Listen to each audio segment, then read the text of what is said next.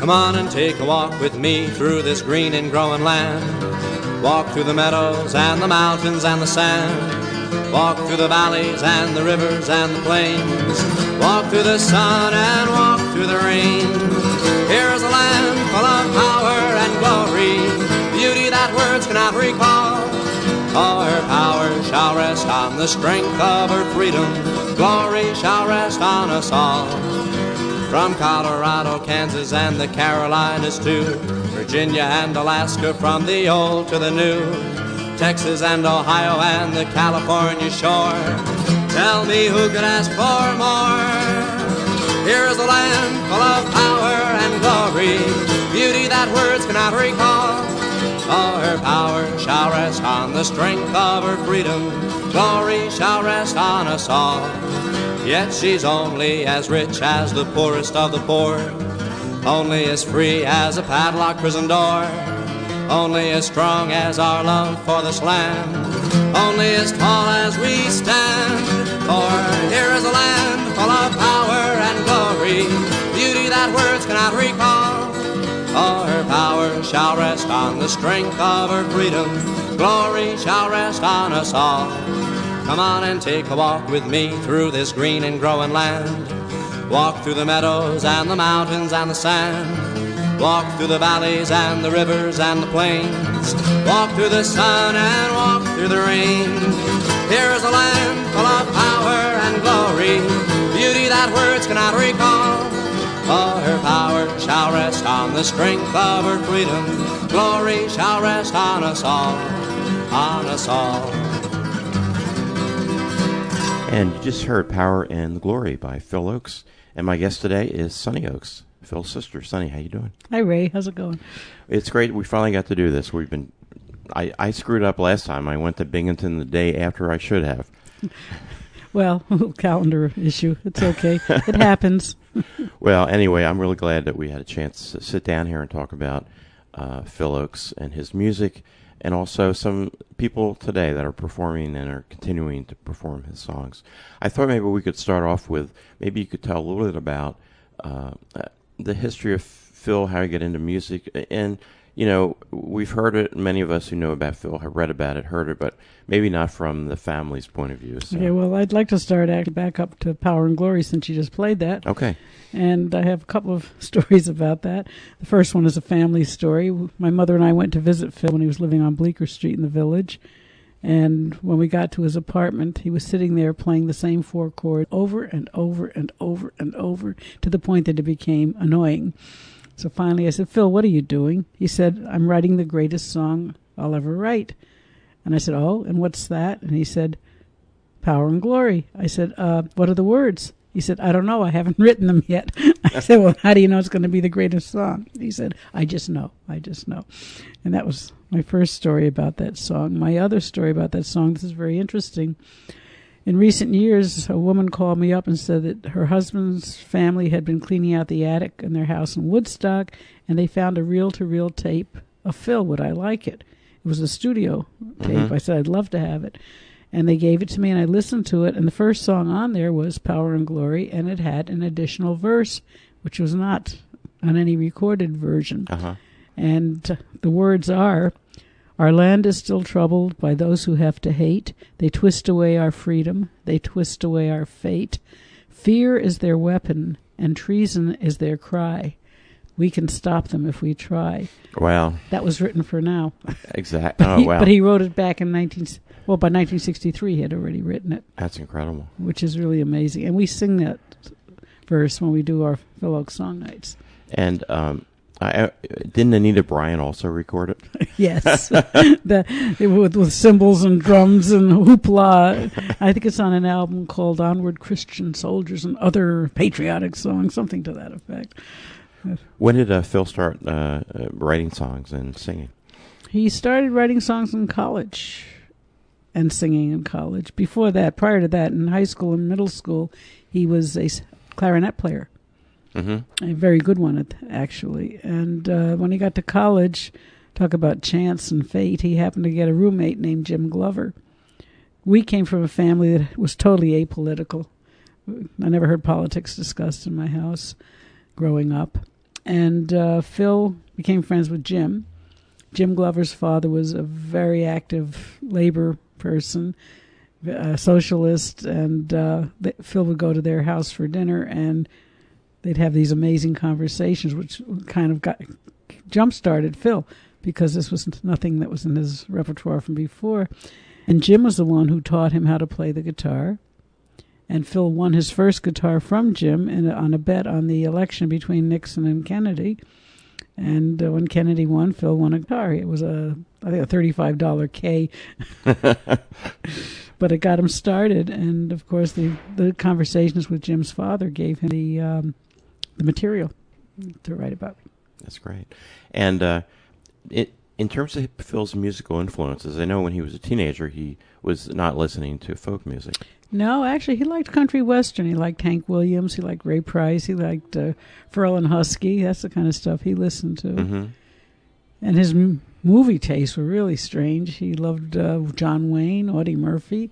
These were his heroes. And because he went to movies a lot, didn't he? Yeah. Big time. Okay. I'll tell you what, why don't we listen to another one of Phil's songs, and it's called Lou Marsh. I thought maybe you could introduce it. All right. Well, I think the chorus of Lou Marsh is one of the most beautiful choruses ever written. I mean, it just, to me, paints such a picture. One of the things Phil did, he would read the papers, and he'd read about stories that happened, and he obviously read the story of Lou Marsh in the newspaper. Lou Marsh was, I believe, I'm not sure if he was a religious figure, but I know he did social work. He might have been a priest or a minister who went out on the street to try to work with the gangs, to try to help the kids in the gangs.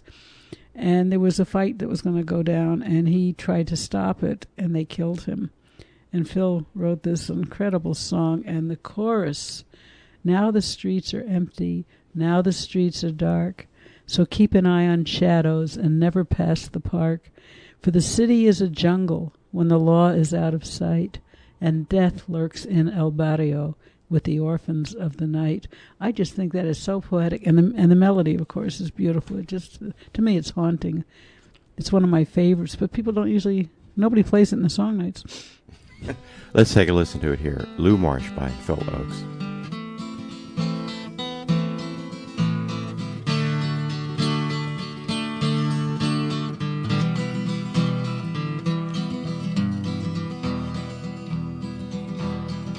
On the streets of New York City, when the hour was getting late, there were young men armed with knives and guns, young men armed with hate. And Lou Marsh stepped between them and died there in his tracks. For one man is no army when a city turns its back. And now the streets are empty, now the streets are dark, so keep an eye on shadows and never pass the park. For the city is a jungle when the law is out of sight, and death lurks in El Barrio with the orphans of the night. He left behind the chambers of the church he served so long, for he learned the prayers of distant men will never right the wrongs. His church became an alley, and his pulpit was the street, and he made his congregation from the boys he used to meet. And now the streets are empty, now the streets are dark, so keep an eye on shadows and never pass the park. For the city is a jungle when the law is out of sight, and death lurks in El Barrio with the orphans of the night. There were two gangs approaching in Spanish Harlem town. The smell of blood was in the air, the challenge was laid down. He felt their blinding hatred, and he tried to save their lives. And the answer that they gave him was their fists and feet and eyes. And now the streets are empty, now the streets are dark. So keep an eye on shadows and never pass the park. For the city is a jungle and the law is out of sight, and death lurks in El Barrio with the orphans of the night. Will Lou Marsh lie forgotten in his cold and silent grave? Will his memory still linger on in those he tried to save? And all of us who knew him will now and then recall and shed a tear on poverty, tombstone of us all. For now the streets are empty, now the streets are dark. So keep an eye on shadows and never pass the park. For the city is a jungle when the law is out of sight, and death lurks in El Barrio with the orphans of the night. And that was Phil Ochs singing Lou Marsh. And my guest today, if you just joined us here on Fiddles and Frets, is Sonny Ochs, Phil's sister. Phil went to Greenwich Village, dropped out of college, right? Yes, he was a journalism major, and he was writing things that wouldn't get into the newspaper. They were censoring him. I believe he was writing pro-Castro articles, things like that, and they wouldn't publish them. So his attitude was, well, it was a two-part thing here. Number one, what's the point of being in journalism if they won't let you write? But number two was also the pull. Jim had already dropped out of college, his roommate, and had gone to the village and kept saying to Phil, come on, you got to come down here. This is where the action is. This is where everything's happening. So between the two things, the not being able to publish what he wanted to and Jim pulling and pulling, he ended up going to the village. And what was that like? I know that you were there. You lived in New York. I lived in Rockaway, yeah. And Phil used to come out with his dirty laundry in his guitar case, bring it to my house. And it was so funny because the pockets would be full of change because he went to these pass-the-hat coffee houses. He had so many dollars in change in his pocket. He had no clue how much he had made. So before I could throw the stuff in the washing machine, I had to empty the pockets. And one time when he was coming out, the guitar case opened, I guess, on the platform at Euclid Avenue where you have to change trains to get to Rockaway, and all his dirty clothes fell out on the platform. And once he stepped inside, he realized that the case was empty, so he got off at the next stop and came back, and of course the clothes were still there. They stank so much nobody would go near them. Had they realized, they couldn't have made a lot of money because the pockets were full. How long did he bang around there in Greenwich Village before he began to really be noticed? Well, actually, he was noticed pretty early on because there was a coffee house called The Third Side, which was on 3rd Street, and it was a pass-the-hat place, like so many of them were. And he was so well received in that coffee house that this is unheard of. A pass-the-hat coffee house where the guy gave Phil a guarantee. Wow. He guaranteed him $20 a night. So if the audience didn't come up with the 20, the owner would. And that sounds like a joke, but if you think about the fact that his rent was $110 a month, $20 a night wasn't so terrible. Yeah, yeah. And he lived on Thompson Street originally, and then later on Bleecker. And then he finally got his first gig, I think, was at Folk City. Mm-hmm. And in those days, they hired you for a week, so it was really nice, Yeah. And when did his first record company was Elektra, right? Well, not actually. His first full album was on Elektra. I remember going to, I think it was at Folk City when it was at the old location before they moved to 4th Street. He was in a hootenanny. It was unbelievable who was in that hootenanny. I think it was John Hammond. Might have been Dylan. I mean, it was a whole bunch of young people because they knew that record companies were coming down to check them out. And what he did get out of that, he got a quarter of an album on Vanguard. It was called New Folks, and it was Phil, Eric Anderson, somebody Jones, and Lisa Kindred was the woman. There were 4 of them on that. They each had maybe 3 songs or 4 songs. And Phil's friend, I guess, with a lot of those people. Oh, they all became friends. And the connecting tie was Gil Turner was doing the open mic at Folk City in those days. And Gil Turner led a lot of these people up to Sis Cunningham and Gordon Frieson's apartment. And that's where Broadside Magazine started in February of 1963. And they had a reel-to-reel Wallensack. And all of these guys, most of them were 3-chord wonders. They really couldn't write music or anything. But it was their words that they were concerned with, and they were writing political stuff. So they would go up to the apartment. Sis would tape them on the Wallensack, and you knew it was a genuine Broadside tape when you could hear the parakeet chirping in the background, because the parakeet accompanied all of these people. And they would all put their songs down on the tape. Sis would transcribe them and then put them into Broadside Magazine. All of the people from that boom, people like Eric Anderson, Tom Paxton, Phil, Janice Ian when she was Janice Fink. I mean, this goes way back. Frederick Kirkpatrick, Jimmy Collier, Len Chandler, all of them, all of their original material, the first stuff was in that magazine. The first time Blowing in the Wind ever saw print was Broadside. Times They Are Changing. Any of the songs by any of those performers, I believe they published 69 of Phil's songs. But that was the meeting ground. It was the connection was Broadside, and they started doing monthly hoots, and they would have people like Patrick Skye. I mean, just all of these people would come and sing at the hoots. Let me ask you about the quote-unquote folk boom.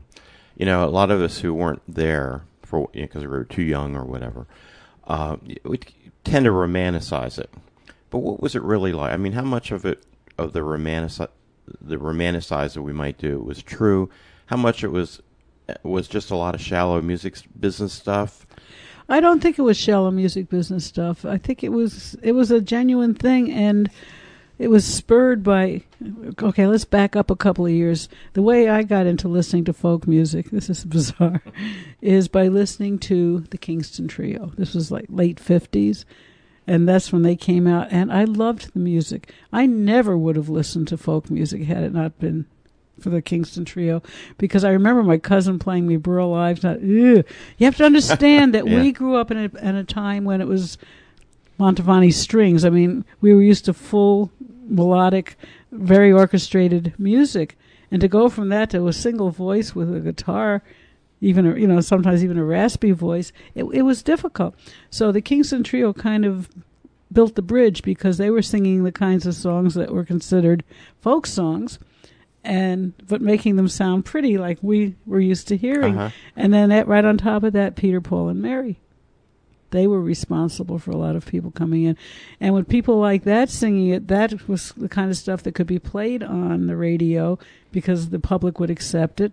So that's what made more people aware of folk music. I mean, people put those groups down, but let me tell you, they were the reason a lot of people actually started to listen to folk music. And once you get into the beauty of the songs and the quality of the songs, then you go further and then you can listen to a Bob Dylan.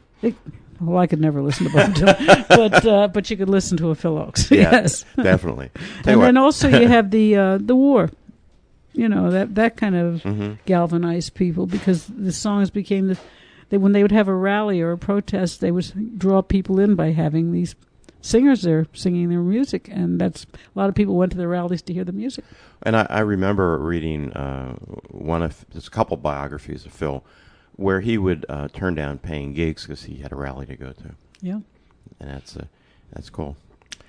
Let's listen to another one of his songs. This is called "Cops of the World," Ooh. And this is a hard-hitting song, but boy, is it relevant today.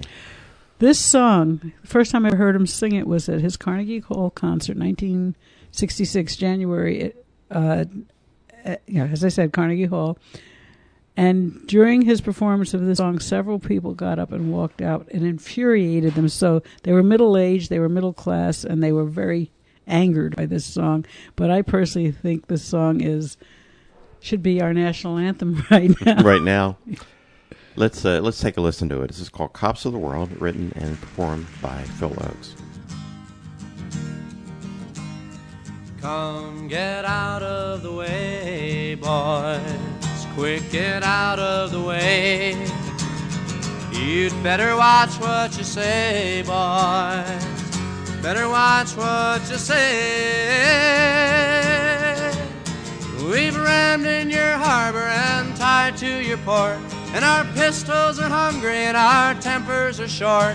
So bring your daughters around to the fort, 'cause we're the cops of the world, boys. We're the cops of the world.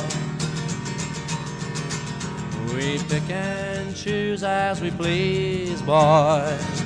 Pick and choose as we please. You'd best get down on your knees, boys. Best get down on your knees. We're hairy and horny and ready to shack, and we don't care if you're yellow or black. Just take off your clothes and lay down on your back,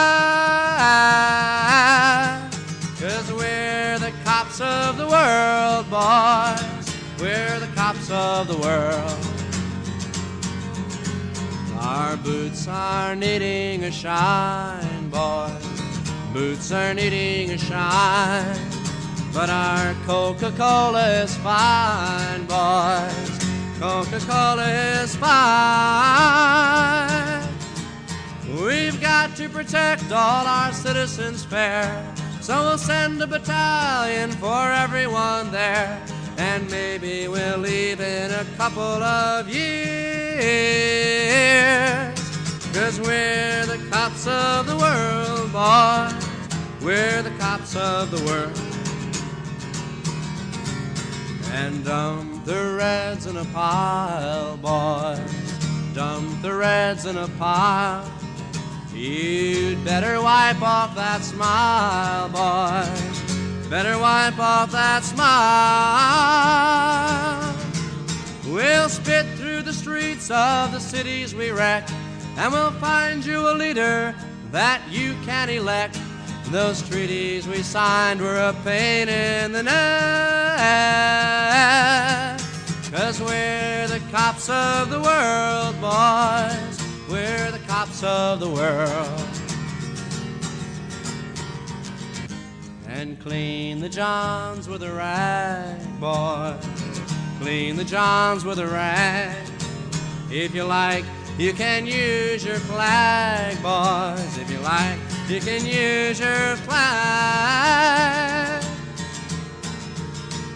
We've got too much money, we're looking for toys, and guns will be guns, and boys will be boys, but we'll gladly pay for all we destroy, 'cause we're the cops of the world, boys. We're the cops of the world. Please stay off of the grass, boys. Please stay off of the grass. Here's a kick in the ass, boys. Here's a kick in the ass. We'll smash down your doors, we don't bother to knock. We've done it before, so why all the shock? We're the biggest and the toughest kids on the block. And we're the cops of the world, boys. We're the cops of the world.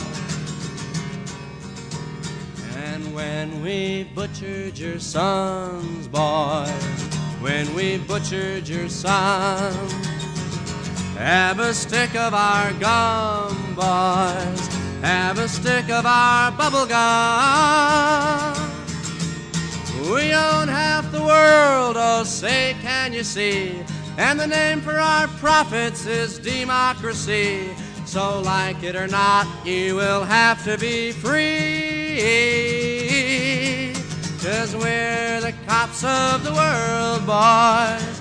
We're the cops of the world.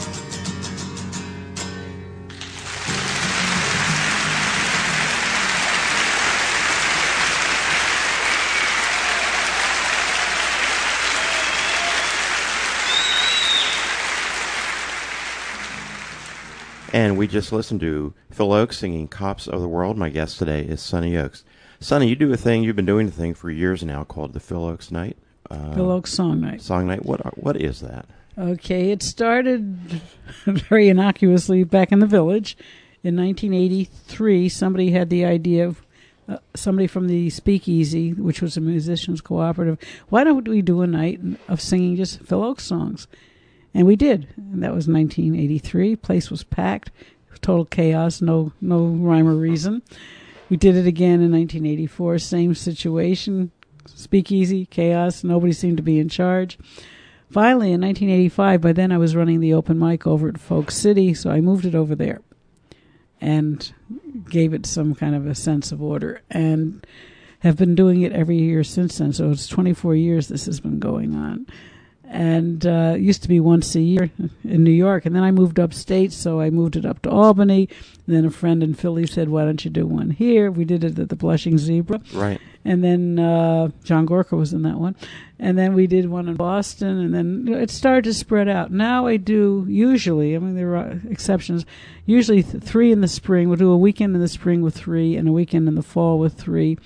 And we were doing every 3 years going out to the Midwest and doing 2 weekends in the week in between. So, and we have done a West Coast one. And on October 20th, this past October 20th, I did the first ever all-Canadian Phil Ochs Song Night in Toronto. It was fabulous. All Canadian performers? Yes, it was fabulous. Wow. Who were some of the people in that?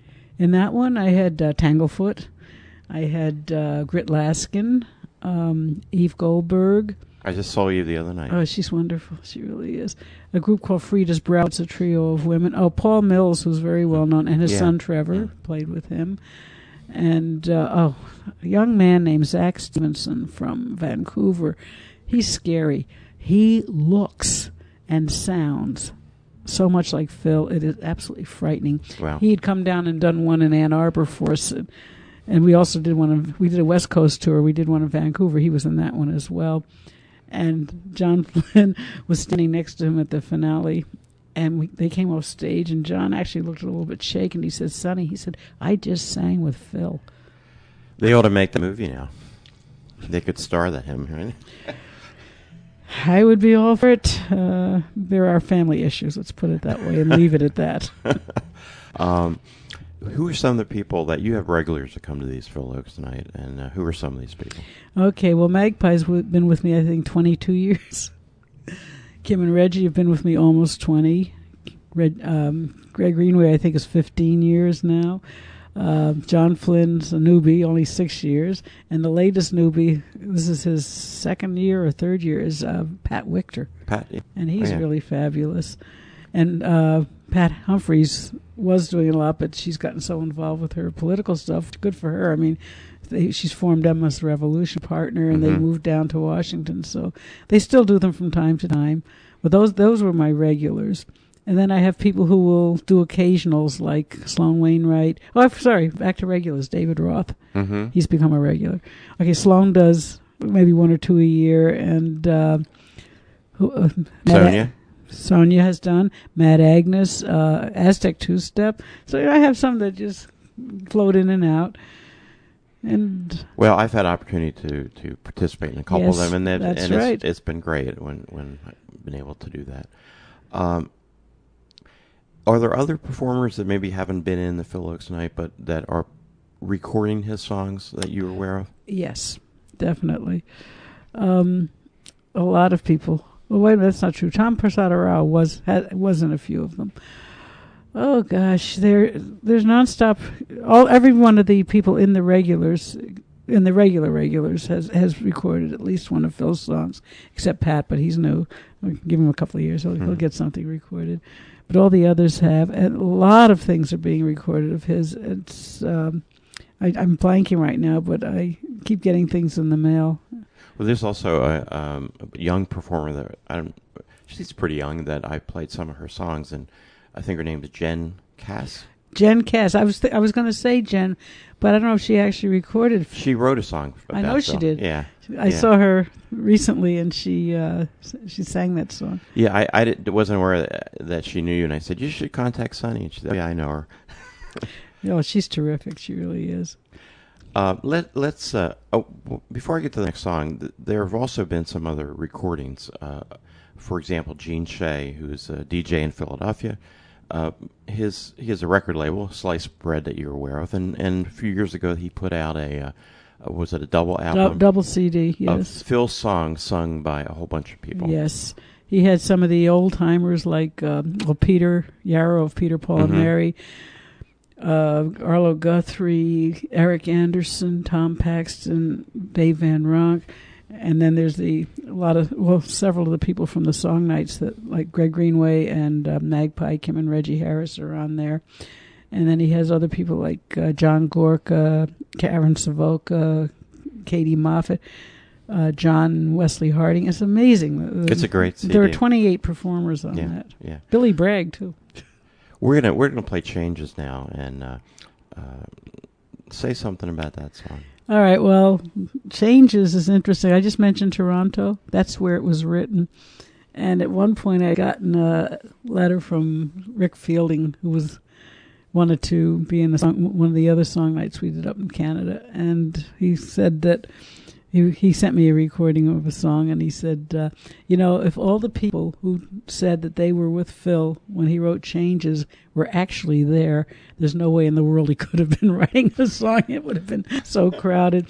Then over the years, I've talked to people in Toronto. I've been there a few times now, and the story comes out that what actually happened is he was up there for a full week.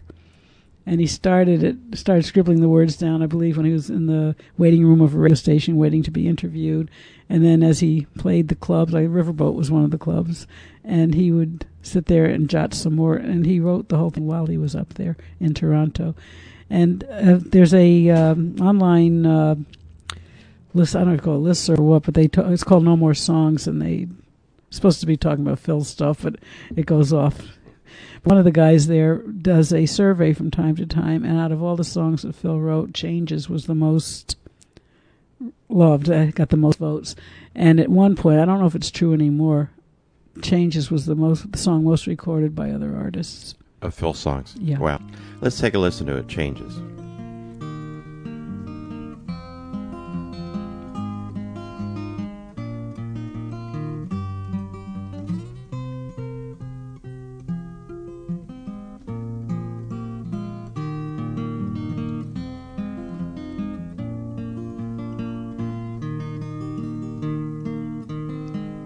Sit by my side, come as close as the air, share in a memory of gray, and wander in my words, dream about the pictures that I play of changes.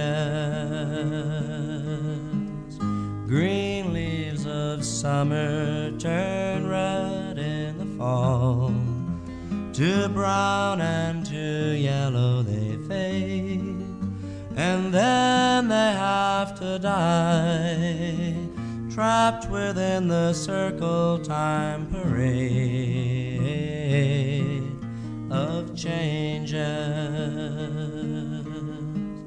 Scenes of my young years were warm in my mind, visions of shadows that shine, till one day I returned and found they were the victims of the vines of changes. The world spinning madly, it drifts in the dark, swings through a hollow of haze, a race around the stars, a journey through the universe ablaze with changes.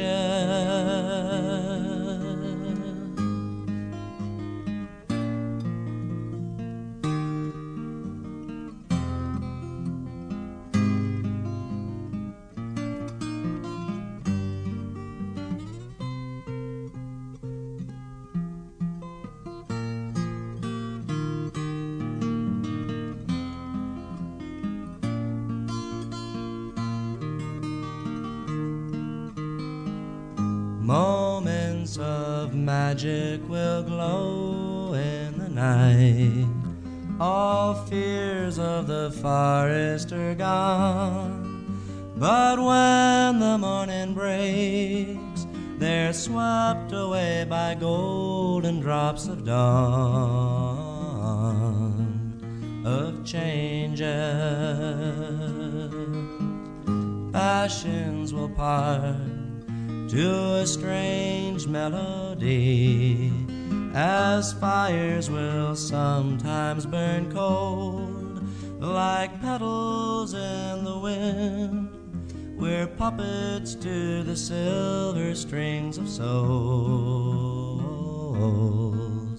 of changes.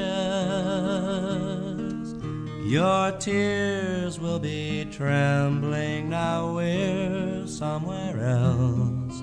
One last cup of wine we will pour, and I'll kiss you one more time, and leave you on the rolling river shores of changes.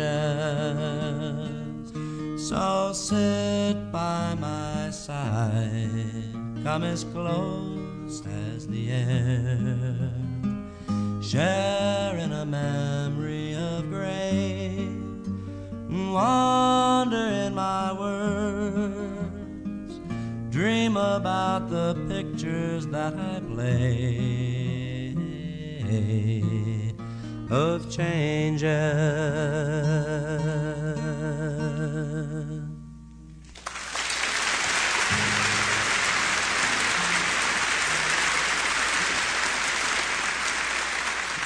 And that was Phil Ochs singing his songs Changes, and sitting with me here, and Godfrey Daniels in Bethlehem, Pennsylvania, is Sonny Ochs.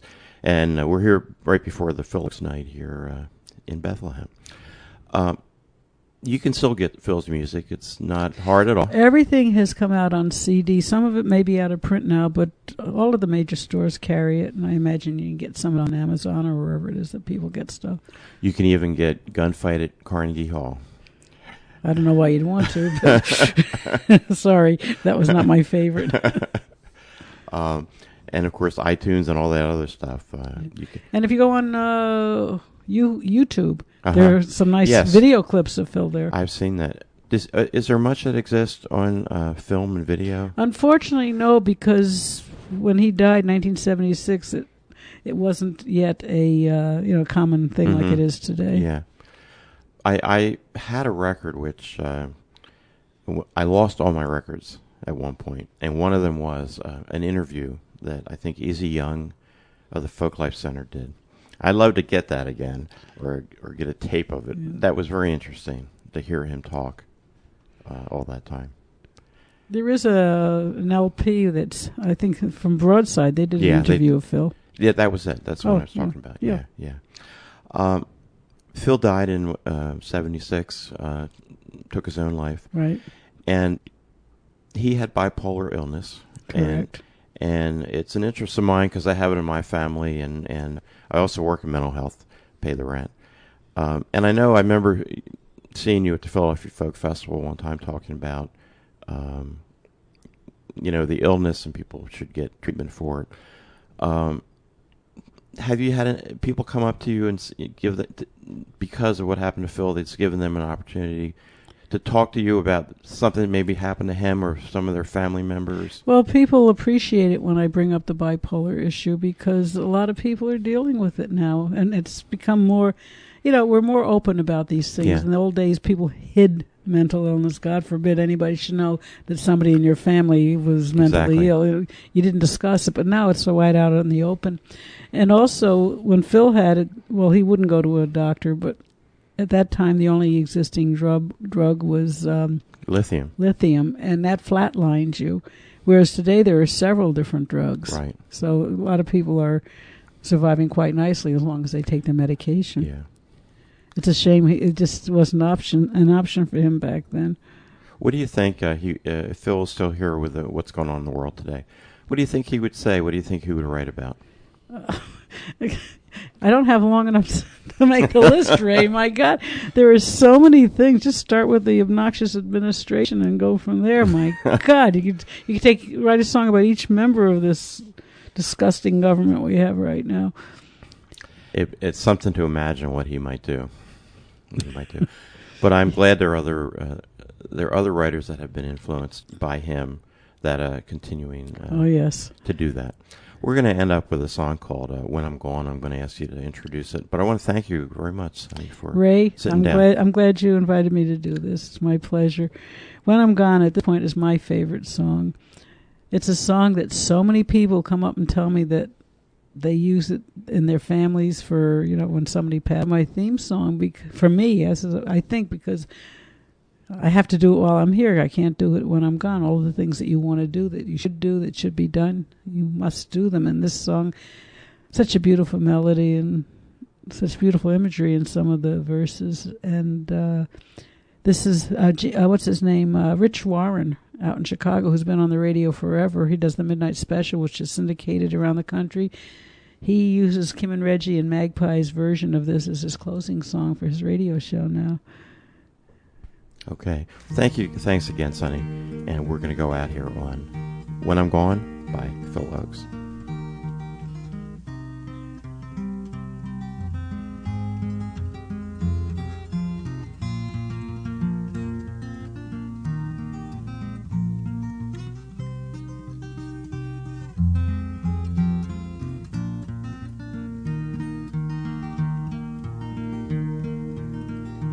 There's no place in this world where I'll belong when I'm gone, and I won't know the right from the wrong when I'm gone, and you won't find me singing on this song when I'm gone, so I guess I'll have to do it while I'm here. And I won't feel the flowing of the time when I'm gone. All the pleasures of love will not be mine when I'm gone. My pen won't pour a lyric line when I'm gone, so I guess I'll have to do it while I'm here. And I won't breathe the bracing air when I'm gone, and I can't even worry about my cares when I'm gone. Won't be asked to do my share when I'm gone, so I guess I'll have to do it while I'm here. And I won't be running from the rain when I'm gone, and I can't even suffer from the pain when I'm gone. Can't say who's to praise and who's to blame when I'm gone, so I guess I'll have to do it while I'm here. Won't see the golden of the sun when I'm gone, and the evenings and the mornings will be one when I'm gone. Can't be singing louder than the guns while I'm gone, so I guess I'll have to do it while I'm here. All my days won't be dances of delight when I'm gone, and the sands will be shifting from my side when I'm gone. Can't add my name into the fight while I'm gone, so I guess I'll have to do it while I'm here. And I won't be laughing at the lies when I'm gone, and I can't question how or when or why when I'm gone. Can't live proud enough to die when I'm gone, so I guess I'll have to do it while I'm here. There's no place in this world where I'll belong when I'm gone, and I won't know the right from the wrong when I'm gone. And you won't find me singing on this song when I'm gone, So I guess I'll have to do it. I guess I'll have to do it. Guess I'll have to do it while I'm here.